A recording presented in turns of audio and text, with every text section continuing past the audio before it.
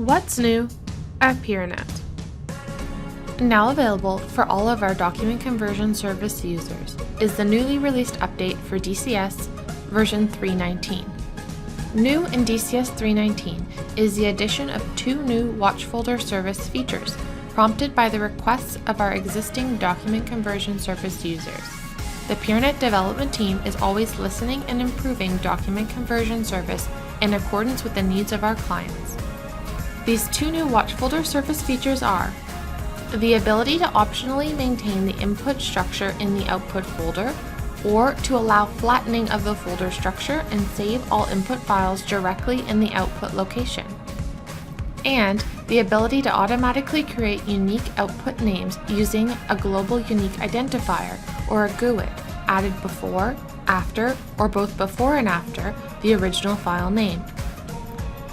As always, we have addressed as many issues reported by our clients as we could fit into our development cycle.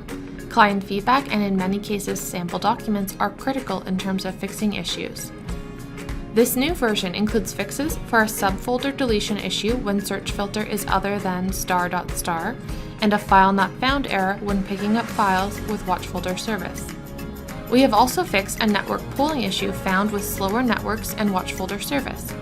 You are now able to set a wait period interval in milliseconds when the input folder is a network share.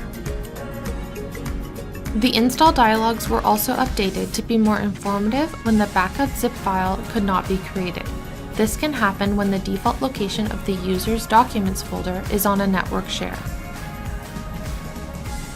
For a more detailed description of why flattening of the folder structure in the output location may be of interest to you and how this new feature relates to the automatic unique file naming feature, please see our blog entitled Flattening Nested Folder Structure to Single Output Watch Folder.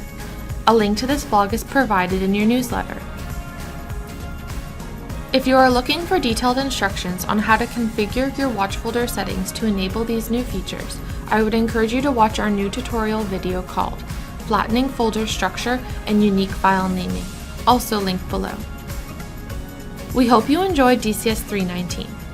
When you go to update, be sure to follow the instructions found in the FAQ, Do I Need to Uninstall DCS Before Installing an Upgrade or Update, recently updated to incorporate the new Backup and Restore tools.